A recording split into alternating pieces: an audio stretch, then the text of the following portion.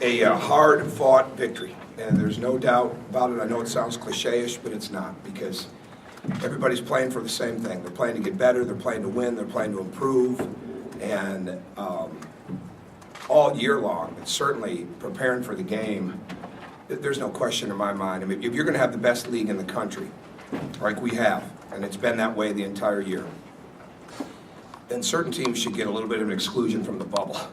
And I think I was one of them. I don't have any doubt about that. And I mean, they're just, nobody wants to see them in the NCAA tournament. I mean, they're really good.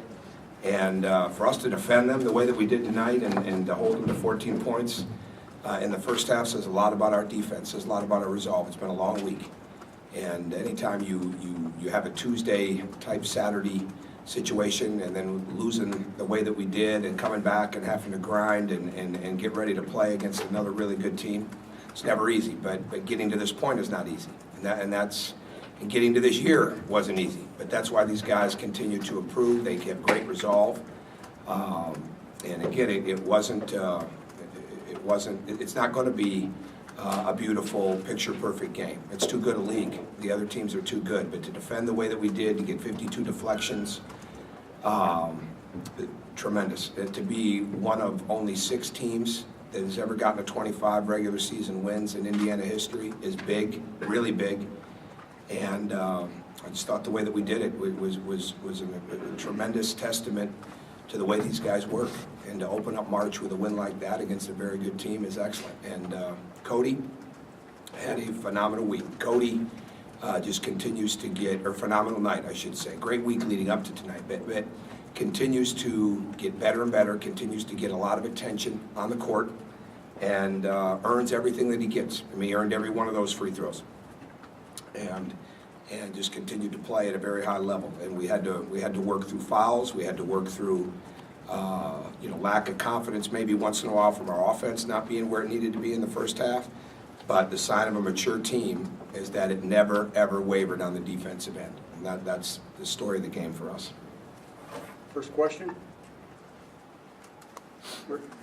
I think Yogi said you had 6 instances in the first half where you held them 3 stops in a row. What's been the key this year with the defensive improvement? They understand that you can't win without it. I mean, they understand that they truly can't win the way. I mean, and we went through the offseason of being able to show where if we got 3 more stops in certain games, we've left it up in our practice gym the entire time. What it would have meant seeding-wise, for us. We would have either been a first of the second seeds, or who knows, maybe slid in even higher. But we didn't. I mean, a year ago, right now, we were 8-7 going into the 16th game of the year. So we didn't have it that way. But these guys really understand that the biggest thing is that we can't win without it. But it leads to more opportunities offensively. When you're creating turnovers, when you're getting defensive rebounds, when you're getting those stops put together, you're getting easier baskets, and at the same time, it's cutting into the fatigue of the other team and into their confidence level. And we've been there, and that's why I love the maturity of this group right now, is that even when the shots aren't falling, they're continuing to play at a really high level. Does it go to the lack of frustration, I guess, when their shots aren't falling, but they're getting good shots, and it seems that they trust each other that they're going to start falling? Yeah, I think they've been through, they understand what wins. And defense and rebounding win. I mean, if we rebound, we had the poorest offensive blockout attempt, or offensive rebounding attempts of the entire season the other night, combined with the poorest blockout situations of the entire season the other night. We had some guys that didn't play close to where they're capable of being. We had 40 deflections, and yet we still had a chance to win that game inside the last minute. So your offense isn't always going to be there, but when you defend at a high level, when you rebound at a high level, that can put you over the top, and that's what did it today. And we shot the ball at times when we needed to shoot it. We didn't get discouraged. We didn't get down. We continued to offensive rebound the ball, be anxious to see the numbers on that. And we were going against a really good team that wasn't going to go away. Zach? I guess what does it say just about focus and drive, that even in a game that's so slowed down and sort of stop and start with fouls, that it seemed like focus on those things, that those defensive principles didn't waver? Well, I think this is going to serve us well, to be honest with you. I think we were really working to concentrate, and there would have been a lot of different times where You know, we could have slipped up. We made some mistakes in the last 5 minutes. We've just got to continue to grow to understand time and score situations. But that's part of it. I mean, it really is. But it just says a lot about this group of guys that they really do understand what wins games. And I know that sounds basic, but it's not. I mean, they have to get to the foul line. I mean, that's who we are. And they've made it that way. We've got to get the stops. We've got to get the ball reversed. We've got to get the ball inside, get the ball inside out. And we weren't nervous at all about attacking the zone. We've had some games where we were scoring 2.5 points of possession against zones, and our points per possession against zones is higher than our points overall. I think we're like 1.25, something like that, but the stats we keep in-house, we're 1.45 points against zone all year long. So we see a zone, it's not an issue, you know. Now the shot's got to go, and I know they weren't that high tonight, but these guys don't get concerned about any of that. Press, it doesn't make any difference. They'll attack it. Zach? Coach, when Yogi is scoring like he did tonight, and when he's finishing around the rim, how much of a boost for the offense is that, especially the points you're having to come by? Well, I think it's pretty obvious. When we had to take him out, our offense got a little stagnant tonight, and it didn't move as well. He's really growing as a player constantly, and moving the ball, attacking, using the ball screens, you know, playing without the ball screens, getting it reversed, works extremely hard. I mean, this group, they just, their work ethic that goes beyond the practice the time and the film time that we have and all that is amazing. And he's been doing that all year. So I think there's no question that he's capable of that. It was tremendous to see him do that. And I think the one thing that doesn't show on the stat sheet as much is just how well he was playing defensively. We asked him to do a lot. I mean, he's guarding a future pro guard out there in Devin Marble. I mean, and giving up a lot of height. But we just kept making adjustments with it. It wasn't any lack of fight or lack of will. I mean, he was able to shoot over him a little bit. So we make an adjustment, put him on somebody else, come back to him. He kept doing that. He never got frustrated. Justin? Do you feel like he's a better offensive player now, or is it a case where he's just looking for his offensive opportunities I more think than he's he just was? a better player constantly. I wouldn't generalize it. He's a two-way player. I wouldn't generalize.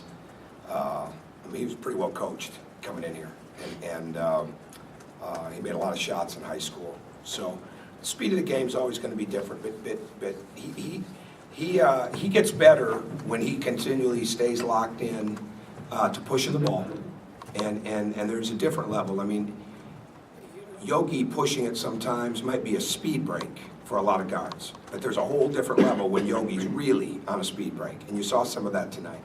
And that's where it's really good, and then making those decisions inside of that. So the decision-making continues to improve. His ability to score. Tonight he went to the rim and didn't try to get contact. A couple of times in the Minnesota game he tried to get the contact and he didn't get either. Well, he didn't get the call, but I mean he didn't get the layup. So, you know, tonight he really focused on making the basket, and he did a much better job with that. But he's a two-way player. He's going to be really, really good. Wouldn't trade him for anybody. When you look at the first half and see 14 points, I mean, what does that tell you about how well you guys were playing? Oh, it's a two-part thing. I mean, it's big because that's a good offensive team. I mean, they're putting a lot of good players out there. But at the same time, when you look that we hadn't made a three and all those, we played mature. I mean, we never let our lack of offense affect what we needed to do defensively. And they were talking through that. Now, we got the lead, and we took a couple of shots that we didn't need to take. I mean, you have to keep growing into understanding what is this game saying, okay? It wasn't going to turn it. Nobody was going to get to 100. Nobody was going to get to 80. It wasn't going to be that way tonight, so you just keep playing. And so sometimes you got to go to the time and score element a little bit quicker. And we were heading there, and then a couple times we took some shots that we didn't need. We made a couple decisions that we didn't need to make. We'll get better from that. But again, the way we defended them the entire night was really good. Your thoughts on first half play where Cody hustles, gets a steal, gets up, takes a pass from Will behind the back and dunk. Just Cody that was whole phenomenal. I mean, he really was. And the attention that Cody gets on the court on both ends, and the game plans that are centered around. Vic went through a little bit of that tonight, you know, with the fouls. You got to understand now that guy down the other end, he knows what he's doing. You know, he's a heck of a coach. You're not going to coach against anybody in this league that's not. So he knows what Vic's capable of, and if he can get him in foul trouble and get him out, then that makes it better, and you can't give in to it. You just got to keep working. Well, Cody deals with that every night. Every night. And Cody's held to a standard that, I said this to him the other night, he'll be better for all of this, and with the standard that he's being held to locally, nationally, whatever way you want to call it, okay, with the opponent, he'll be better for this. He may not see it for years down the road, and it'll be long after he's gone from here, but he'll be better for having endured, the scrutiny that he goes through. But we just try to keep him focused on the fact that when he takes it up another notch like that, he's at a completely different level. But he's at a high level every night that he plays. I mean, there's no way around it because of the attention that he gets. But then he plays that and he uses his athleticism like that. I mean, he's a unique player. And I've said it before, I'm going to say it again. We better all appreciate him while he's here. And because whenever he goes, he's going to be successful too. But it is an absolute honor to work with that young man every day and see the way that he deals with it and gets better, and where his faith is as a person, and how he's been raised. And I know that's been written about and talked about, but sometimes it's forgotten. Nobody in this that I've seen, and I don't watch a ton of games, but I watch enough games, nobody, all right, has the physicality used against him that I've seen. Nobody. And I know he shoots a lot of free throws. There shouldn't be anybody close to him in the country shooting free throws with the physicality he deals with. You never see him change his expression. You never see it. I mean, we had to take him out of the game. The bleeding wouldn't stop, I mean, it just keeps going. He's a tough guy. Anything else for Coach? You mentioned that Oladipo got in foul trouble tonight, and he's used such a defensive catalyst for you guys. How encouraging was it to see your team play such strong defense? Well, let's go back through that. That's not totally accurate. He had 12 deflections, okay, inside of the minutes that he played. We didn't win without Victor. We just had to play some minutes without him. But he had 8 rebounds. He had 10 points. He had 4 steals. He had the 12 deflections. He was 4-6 from the field. They were trying to foul him out, and he kept having to play through extended minutes on the bench. I don't think we played without Victor, if that's what you're asking, one bit. I thought Victor did an excellent job. It just so happened that he had to play a different game tonight a little bit because once he got the fouls, maybe he couldn't be as aggressive. But Victor's coming off maybe what was his worst Big Ten game of the season, okay, when you look at the grading and things like that, and he turned it right back around this week. And I thought he had an excellent game, considering the fouls that he had to deal with. Okay. Thanks, I guys. saw one other hand. Go ahead. But somebody else had one. Go ahead. I was just going to ask, you mentioned Cody's obviously important in every game, but Sure. especially when you're in a rock fight like this one, how important is it to have really the best big guy, to have that you can sort of rely on? Well, he's just such a great basketball player, and you see the way we utilize him. I mean, you can put him out on the perimeter. You can run pick and rolls with him. You can isolate him. You can put him at the elbow. You can put him in the post, put him in the mid-post, put him in multiple pick and rolls. I mean, it's just, there's so many different things. And here's the other thing. Like, we're totally prepared tonight to go to an all-out switch game if we had to. And that meant that he might have been on Marble. That meant that he might have been on Clemens. That meant that he might have been on May. It meant he might have been on Oglesby. Wouldn't have made a difference. Wouldn't have made a difference. See, those things, that's growth to me. That's tremendous growth. And it shows his athleticism, but it also shows his maturity and his strength and his understanding and his concentration. So there's really nothing in the game that Cody isn't capable of doing, but at the same time, it's that much harder because everything is focused on stopping him.